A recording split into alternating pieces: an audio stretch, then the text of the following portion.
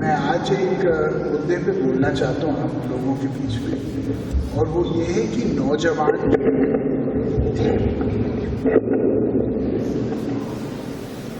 नौजवान राष्ट्र निर्माण में अपनी भूमिका कैसे बना रहा है और कैसे आगे बना सकता है। नौजवान भारत की सबसे बड़ी पूंजी है, ये तो आप भी जानते हैं और मैं भी जानता हूँ। 41% हिंदुस्तान के लोग 20 साल की उम्र से नीचे हैं। इसका मतलब आगे 7 से 10 वर्ष में हम लोग दुनिया के सबसे नौजवान मुल्क होने वाले हैं। इसको हम लोग अपने लक्ष्य की पूर्ति के लिए इस्तेमाल कैसे करें, इसके बारे में आज मैं आपसे बात करना चाहता हूँ। ये जो एक सोच आज बन गई है कि नौजवान राष्ट्र नीति से, राजनीति से, समाज नीति से दूर है। वो अपने मनोरंजन में खुश है, वो अपने क्रिकेट में, फिल्म्स में अपने जीवन को लेके खुश है, पर और बड़ा सोचने में नौजवान थोड़ा अलग थलग पड़ रहा है। ये सोच बिल्कुल ही गलत है। मैं लगभग हफ्ते में एक बार किसी यूनिवर्सिटी में जाता हूँ, और जितना मैं यहाँ आके आपसे बात करके पाता हूँ, मुझे हमेशा लगता है कि मैं जाके कुछ सीख के आ रहा हूँ। सबसे बड़ी बात यह है कि हमारे देश का नागरिक क्रांति, युवा क्रांति को लेके एक बहुत विशाल इतिहास है। आप लोगों को जानकारी शायद ना हो, जो पहला दुनिया में स्टूडेंट्स यूनियन बना वो हिंदुस्तान में बना। जब इंग्लैंड में कोई स्टूडेंट्स यूनियन नहीं बना था, तब 1836 में हमारे देश का एक एकेडमिक एसोसिएशन बना हिंदू कॉलेज में दिल्ली में, और वो 2 लक्ष्य को लेके बना। एक, महिला शिक्षा को लेंगे, क्योंकि उस समय महिला शिक्षा बहुत ही ज़्यादा कम थी, 4% महिलाएं थी वहाँ पे कॉलेज में। और दूसरा, अंधविश्वास प्रथाओं के अंत के लिए, कि सुपरस्टिशन खत्म होना चाहिए।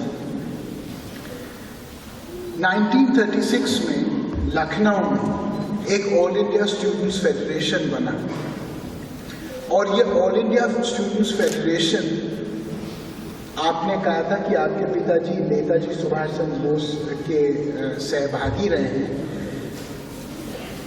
On the inception of the All India Students Federation is the last time that Mahatma Gandhi, Pandit Jawaharlal Nehru, Netaji Subhash Chandra Bose and Maulana Azad shared a stage together to make the first students association, the first students movement of the country. और उसका लक्ष्य क्या था? पूर्ण स्वराज, कि हम लोग स्वतंत्र होंगे और नौजवान को जितनी बार हड़ताल करने पड़े, जितनी बार जेल जाने पड़े, जितने बार अपनी आवाज़ तरीके से उठानी पड़े, नौजवान तैयार रहेगा। स्वतंत्रता के बाद भी नौजवान का एक बहुत बड़ा इतिहास हमारे लोकतंत्र को पूर्ण रूप देने में बना। 1973 में गुजरात में एक नवनिर्माण आंदोलन बना। वो बहुत छोटा सा मुद्दा था अहमदाबाद यूनिवर्सिटी में, कि मेस में वहाँ खाना अच्छा नहीं मिलता था और बिल्स बहुत हाई थी, लिविंग कंडीशंस बहुत ख़राब थे। तो लोगों ने कहा कि ये सरकारी संस्थाओं और नेताओं की मिली भगत से हो रहा है और हम लोगों का दम घुटा जा रहा है। एक बहुत बड़ा मूवमेंट हुआ, हड़ताल हुआ, थोड़ी बहुत हिंसा भी हुई, शहर बंद किया गया।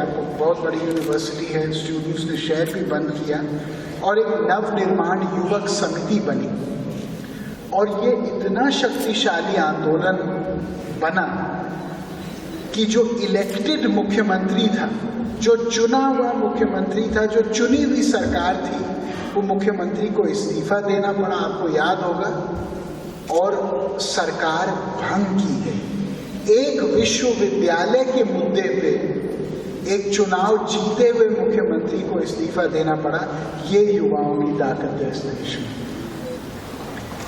आप दलित स्टूडेंट्स मूवमेंट देखो, नर्मदा बचाओ आंदोलन देखो, जंगल बचाओ आंदोलन देखो, हर आंदोलन देखो तो लगता है कि नौजवान ही उसका कर्ता धर्ता और मुखिया है। और ये तब की बात है, याद रखिए, जब ना सूचना क्रांति थी ना संचार क्रांति थी। आज हमारे देश में 90 करोड़ मोबाइल फोन्स हैं, 22 करोड़ स्मार्टफोन्स हैं, 15 करोड़ लोग व्हाट्सएप पे हैं, 16 करोड़ लोग फेसबुक पे हैं। जन जन का जुड़ाव बहुत आसान हो गया है और लोगों को जुटाने का ये बहुत शानदार अवसर है। आज एक व्यक्ति एक व्यक्तिगत पहल करता है छोटी सी, और उसकी राष्ट्र अंतर्राष्ट्र में गूंज होती है।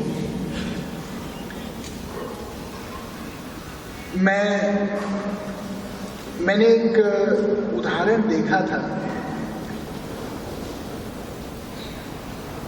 एक लड़का था, है वेस्ट बंगाल में, उसका नाम है बाबर अली।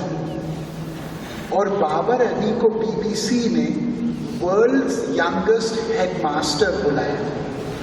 मैंने उसके बारे में पढ़ा और मुझे बहुत प्रेरणा आई। बाबर अली एक बहुत गरीब घर का लड़का था और उसके पिताजी की बड़ी सोच थी, और वो सोच ये थी कि इस बच्चे को पढ़ा लिखा होना चाहिए। तो उन्होंने उसको स्कूल भेजा। स्कूल उसके घर से 10 किलोमीटर दूर था और रोज ये बेचारा पैदल जाता था 9 साल की उम्र में। लेकिन उसके मन में एक सोच आई कि मेरे गांव में मैं अकेला व्यक्ति हूँ जो स्कूल जाता है, बाकी जो बच्चे हैं वो बेचारा कोई मैकेनिक बनने की सोच रहा है, कोई मतलब ऐसे ही बातचीत में समय गुजार रहे हैं, कोई व्यक्ति पशु चला रहा है। तो उसने कहा कि भाई ऐसे तो समाज में असमानता बहुत हो जाएगी। तो वो 9 साल की उम्र में उसने क्या किया, उसने अपने टीचर से कहा कि जो चौक बची होती है क्या आप मुझे दे सकते हो। उसने कहा ले जाओ भैया। तो उसने कहा कि आप मुझे एक छोटा सा ब्लैक बोर्ड दे सकते हो। उसने कहा नहीं। तो उसने वापस आके जो टूटे हुए टेराकोटा टाइल्स थे उससे एक छोटा सा ब्लैक बोर्ड बनाया और अखबार जो फेंके हुए थे उनको राइटिंग और रीडिंग मटेरियल के लिए इस्तेमाल किया। और 9 साल की उम्र में रोज वो स्कूल जाता था और जब वो शाम को दोपहर को वापस आता था तो एक अमरूद के पेड़ के नीचे वो 8-10 बच्चों को पढ़ाता था। रोज उसने क्या सीखा और उसकी ख्याति बहुत बड़ी, उसकी इज्जत बहुत बड़ी। ये मुर्शिदाबाद जिले की बात है, भपटा गांव का नाम है, क्योंकि मैंने देखा है इसलिए मैं खुद से अनुभव से बोल सकता हूँ। और बाबर की उम्र बढ़ती चली गई, उसकी इज्जत बढ़ती चली गई। लोग उसके क्लासेस में शुरुआत 7-8 बच्चों से हुई, फिर 100 बच्चों तक गया। उसको डोनेशंस मिले स्कूल बैग्स के, स्कूल बुक्स के। और फिर CNN ने उसको एक रियल हीरोज अवार्ड दिया और 50 लाख दिए। कोई और होता शायद तो वो अपने लिए गाड़ी सोचता, जमीन सोचता, लेकिन उसने कहा नहीं, अब मेरे जीवन ही एक तपस्या है, मुझे कुछ करके दिखाना है। तो उसने एक बड़े स्कूल की स्ट्रक्चर बनाई और आज जहां 8 लोग अमरूद के पेड़ के नीचे पढ़ते थे, आज 800 बच्चे उस स्कूल में पढ़ रहे हैं। कितनी बड़ी बात है।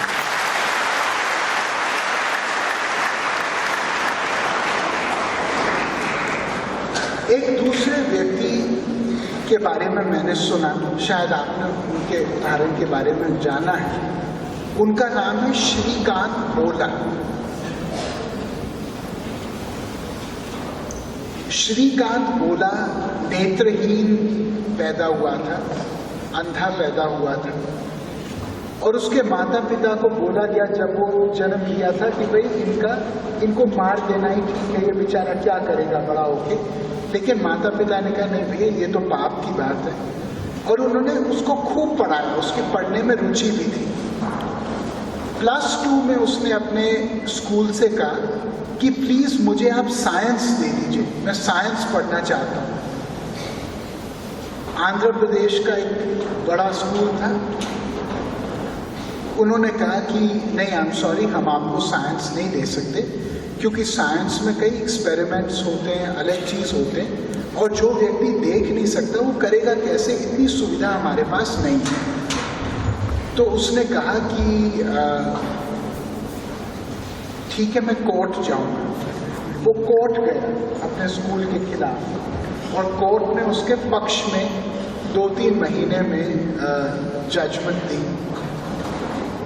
उसने साइंस में +2 में 99% मार्क्स हासिल किए और पूरे आंध्र प्रदेश को टॉप किया। श्रीकांत बोला टॉप करने के बाद उसने कहा मैं IIT में पढ़ना चाहता हूँ। तो उसने IIT में एडमिशन फॉर्म लिया। जिस दिन वो टेस्ट लेने गया उसको फिजिकली पकड़ के मना किया गया कि तुम टेस्ट नहीं दे सकते, क्योंकि हमारे पास प्रावधान नहीं है एक नेत्रहीन व्यक्ति के लिए IIT में रहने सहने के लिए, पढ़ाने के लिए, हम कर नहीं पाएंगे, सॉरी आप नहीं कर सकते। उसने कहा ठीक है, अगर मैं IIT में नहीं कर सकता तो मैं MIT में अप्लाई करूंगा। तो उसने Massachusetts of institute of technology में अप्लाई किया, जो दुनिया का सबसे मशहूर इंस्टीट्यूट है टेक्नोलॉजी के लिए, और उसको फुल स्कॉलरशिप मिली।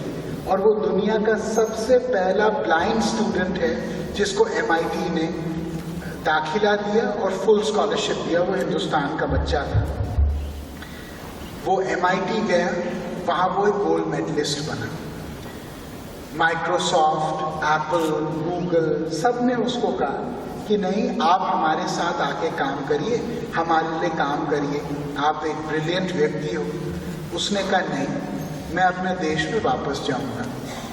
आज श्रीकांत बोला ने एक कंपनी शुरू की है जिसका नाम है बॉलेंट एंटरप्राइजेस, बॉलेंट इंडस्ट्रीज, और आज वो 200 करोड़ रुपए की कंपनी है।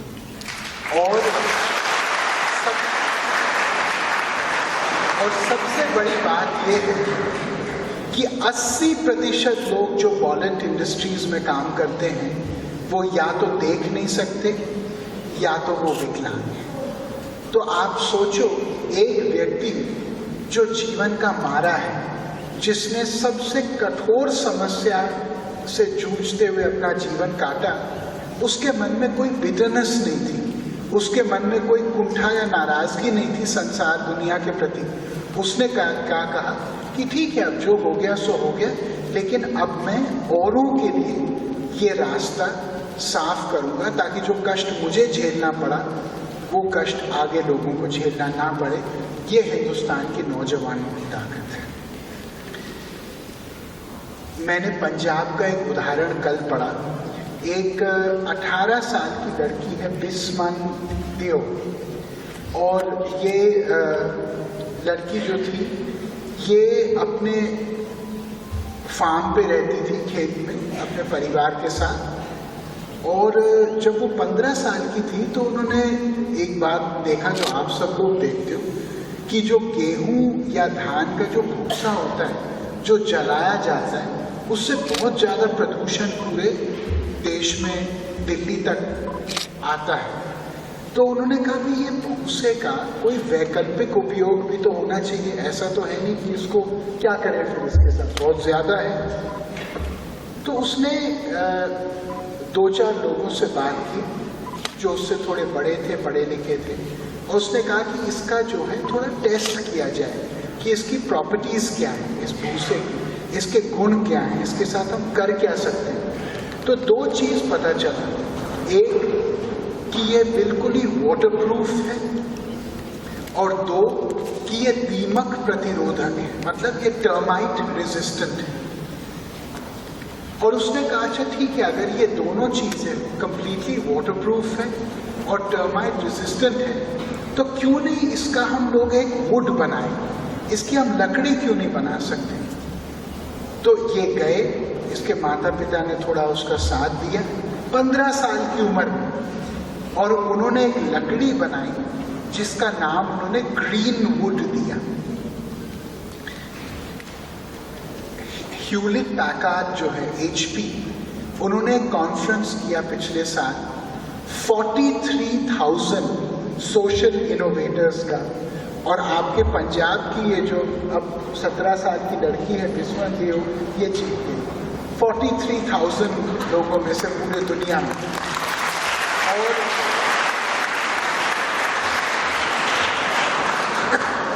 और आज जो यूनिसेफ है, यूनिसेफ ने ग्रीन वुड को अब अपनाया है और उन्होंने कहा अब हम 20,000 घर गरीबों के लिए ग्रामीण आवास जो बनाएंगे, हम इस ग्रीन वुड के तहत बनाएंगे। एक लड़की बिस्मान की तरह मैंने उड़ीसा में देखी। बिस्मान तो खाते पीते घर से थी, ये लड़की तो बहुत ही ज़्यादा दरिद्र थी, गरीब थी। इसका नाम था ललिता श्रीसाई। ये कोरापुट जिले की थी जो देश का सबसे गरीब जिला है उड़ीसा में। क्या उस आवाज़ को कोई बंद कर सकता है अभी? It's a little disturbing. Can somebody just catch it? अच्छा, चलिए, कोई आशीर्वाद ही मिल रहा होगा कहीं से। ये ललिता श्रीसाई जो है, ये 14 साल की लड़की है और वो बहुत गरीब घर की थी, लेकिन बहुत पढ़ती थी, लिखती थी, बहुत उसकी रुचि थी जानने चीज़ें में। उसने देखा कि उसके गांव में जो भुट्टा था, लोग बहुत भुट्टा खाते थे और उसके बाद जो भुट्टा का छिलका था वो ऐसे ही फेंक देते थे गांव में।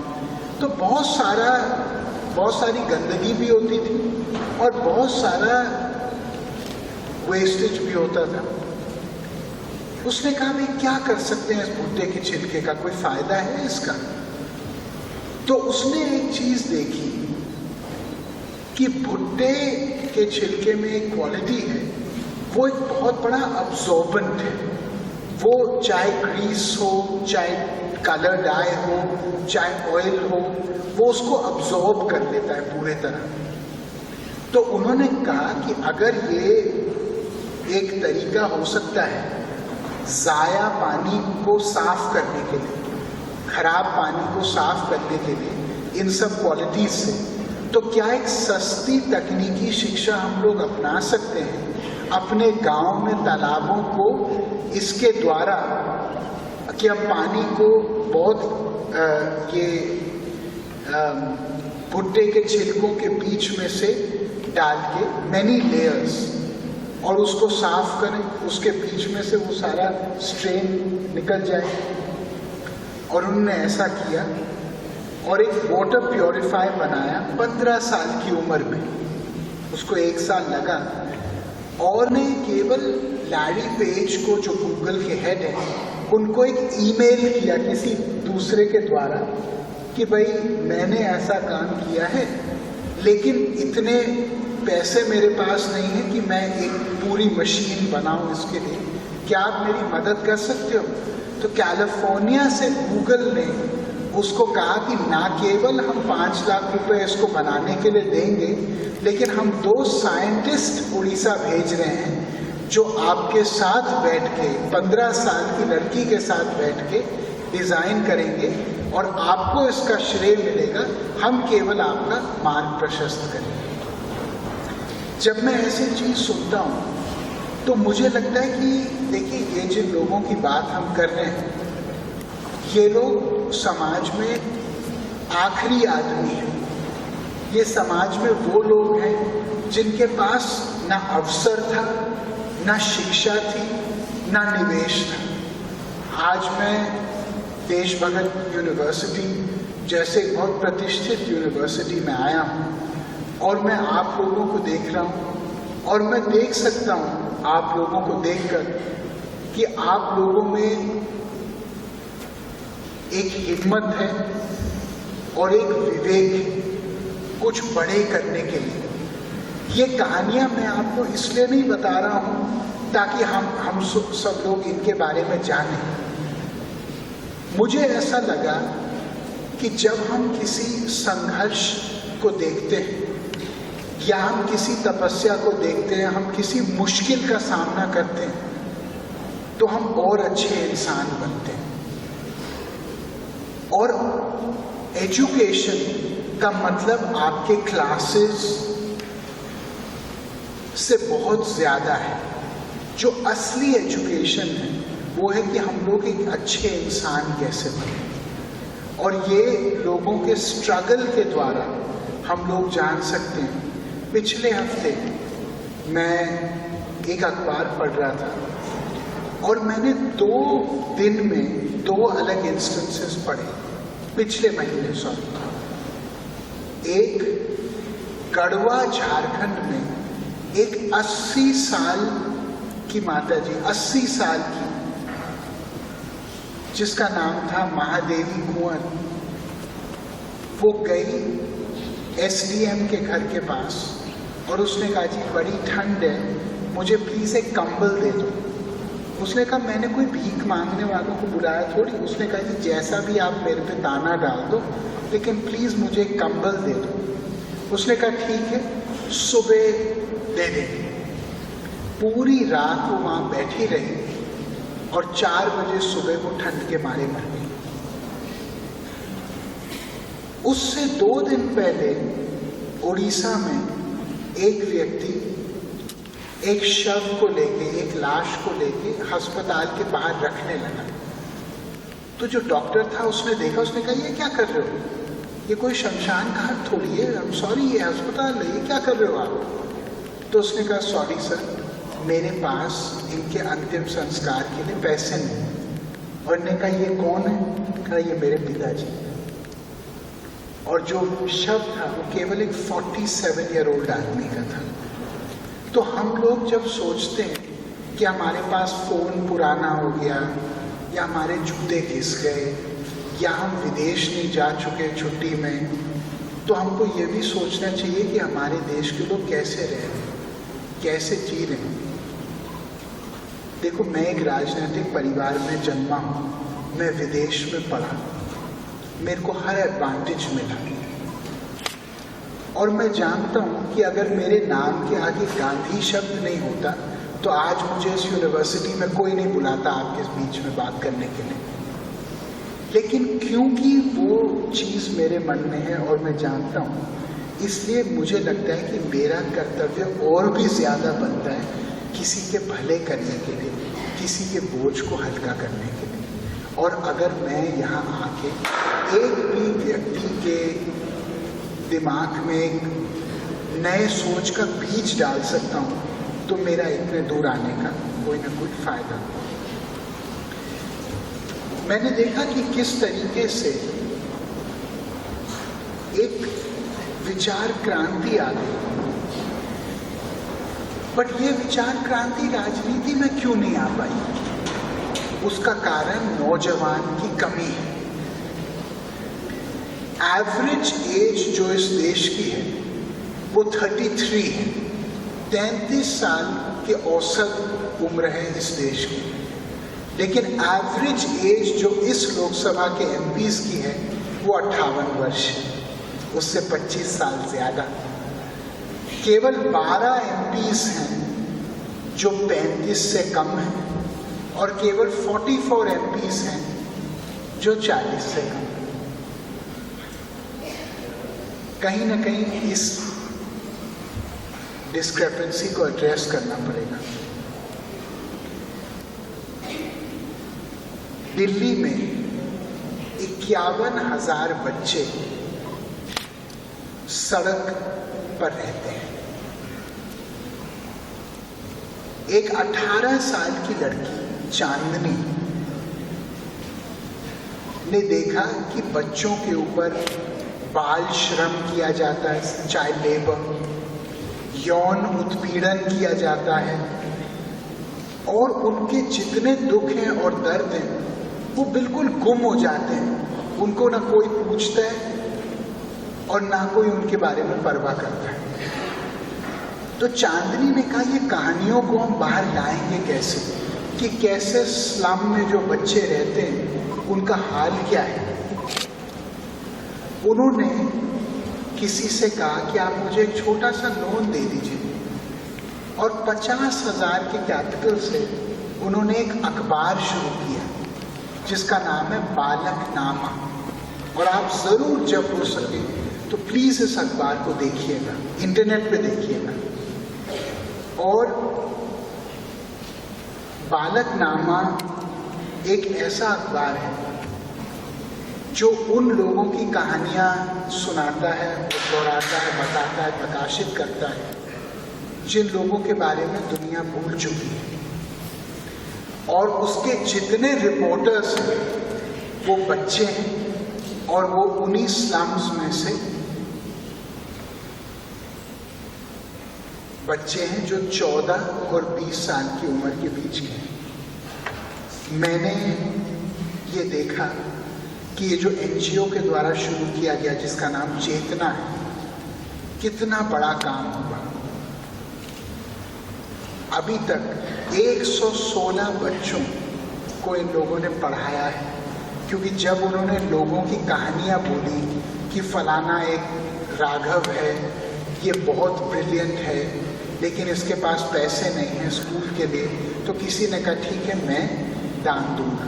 किसी ने कहा कि एक ऐसा व्यक्ति है ये स्पोर्ट्स के लिए ट्रेनिंग करना चाहता है फिर उसके पास इक्विपमेंट नहीं है, तो लोगों ने कहा हम करेंगे।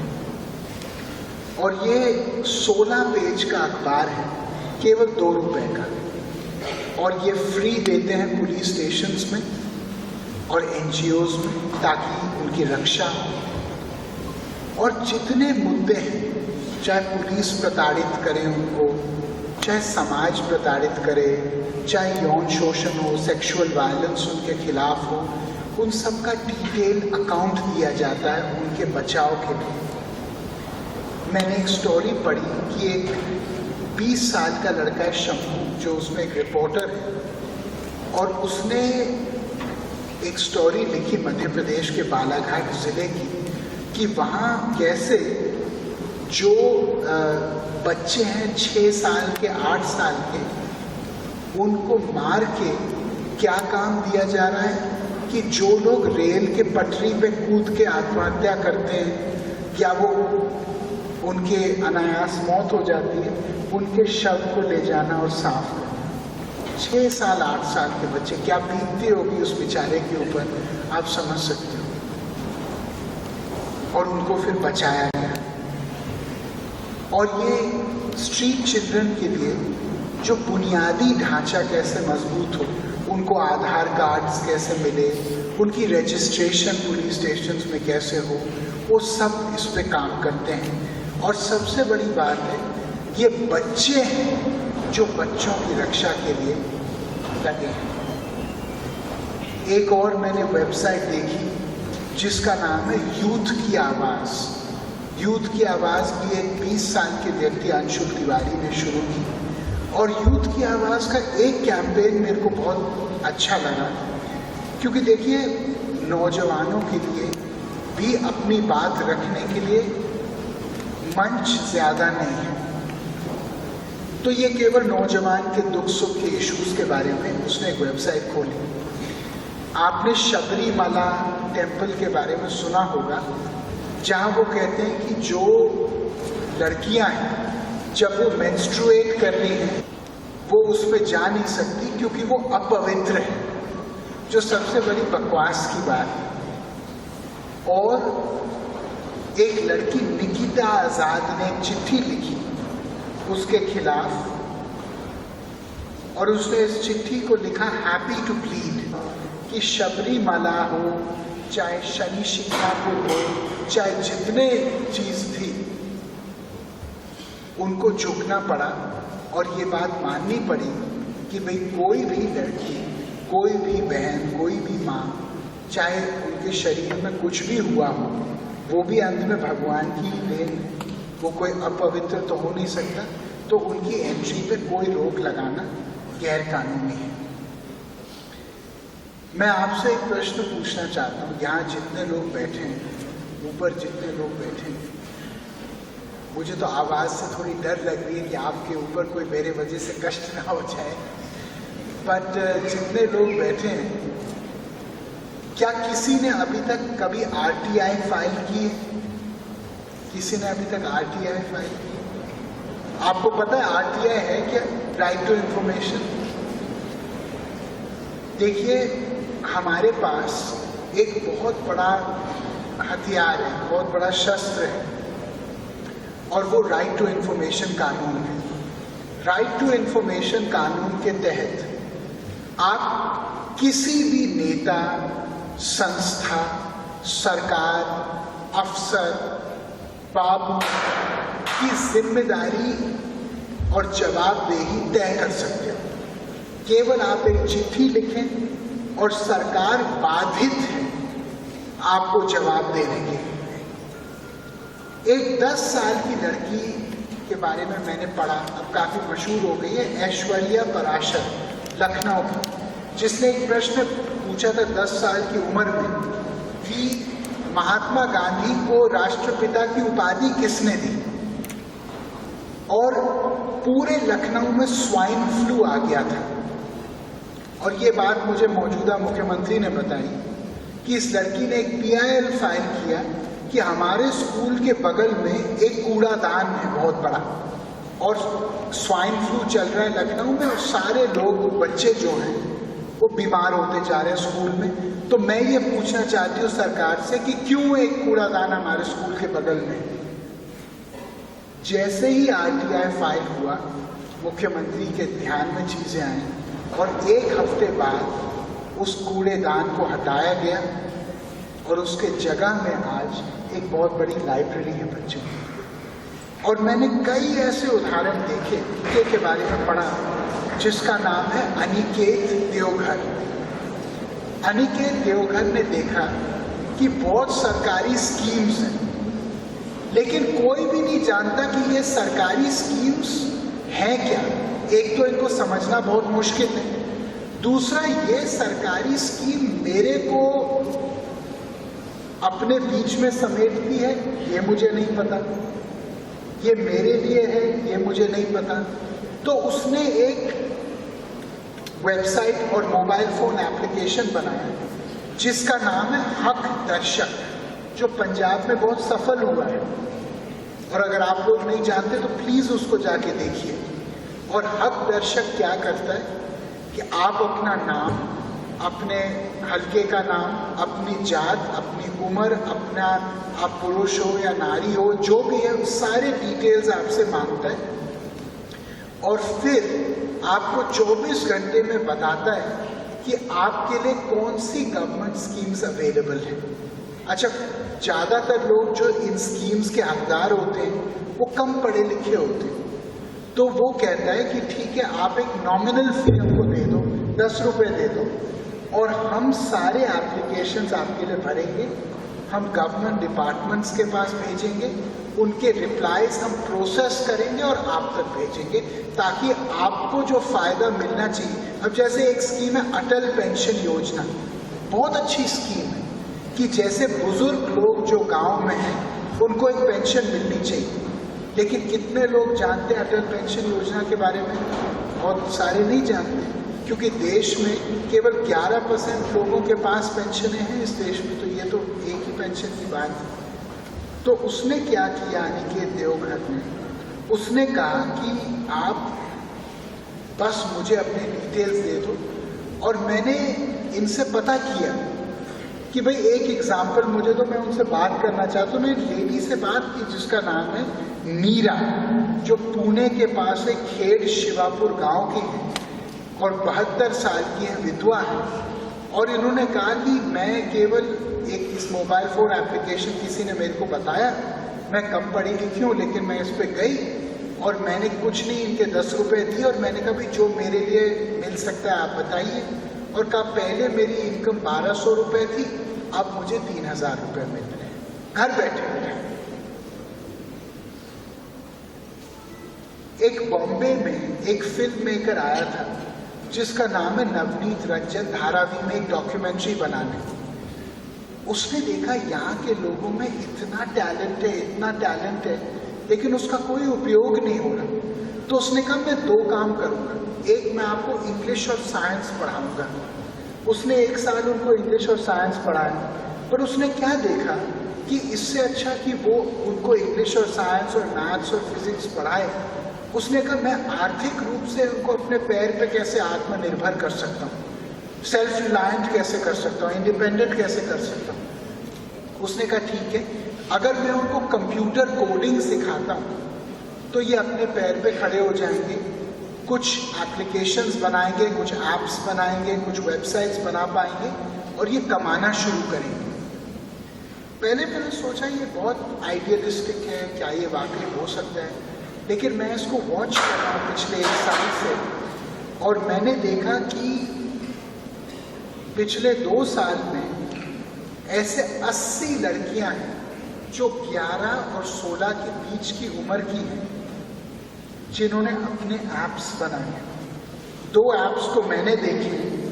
एक 15 साल की लड़की है अंशुजा माधीवाल, जिसने एक ऐप बनाया वुमेन फाइट बैक, और वो ऐप के माध्यम से क्या है, एक डिस्ट्रेस सिग्नल जाता है आपके फ़ोन से, जो भी आप नंबर देते हो, एक लोकेशन मैपिंग होती है और 500 लोगों को इमरजेंसी SMS अलर्ट होता है जैसे ही आप वो बटन प्रेस करते हो। तेलंगाना में एक निज़ामाबाद ज़िला है और वो बीड़ी मजदूरों का इलाका है। एक 9 साल के बच्चे ने देखा कि भाई मेरे जो बेस्ट फ्रेंड्स थे, मेरे जो सबसे अच्छे दोस्त थे, वो स्कूल अब आते नहीं हैं 2-3 हफ्तों से। 1 महीना हो गया, 2 महीने हो गए। उसने अपने माता पिता से पूछा कि क्यों नहीं आ रहे, मेरे दोस्त नहीं आ रहे, पता करो। तो उन्हें पता किया तो उन्होंने कहा भी जो वजीफ़ा मिलता है मजदूरों के बच्चों के लिए, ये वजीफ़ा अब स्कॉलरशिप अब नहीं मिलती। तो वो 9 साल के लड़के ने RTI फाइल की और क्या पता चला कि वो जो बाबू था उसका ट्रांसफ़र हो गया था, फाइल गुम हो गई। तो 16,000 बच्चों को जो वजीफ़ा मिलना था पूरे स्टेट में, एक को भी नहीं मिला और फिर ये चीज़ ठीक की गई।